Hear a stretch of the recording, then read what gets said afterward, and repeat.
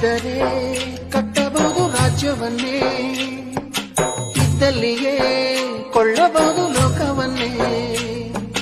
ತಾಯಿಯ ದಯ ಹಾನಿಯು ಸಿಗುವುದೇ ನಮ್ಮ, ಕೋಟಿ ಕೊಟ್ಟರು ಅದನ್ನು ತರುವರಾರಮ್ಮ.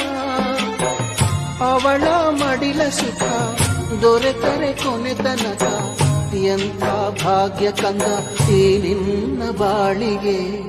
ಹೆತ್ತವಳು ಯಾರಮ್ಮ, ಹೊತ್ತವಳು ಯಾರಮ್ಮ, ಅವಳಿದೆ ಅಮೃತದೇ ಉತ್ತರವು ಇದೆಯಮ್ಮ.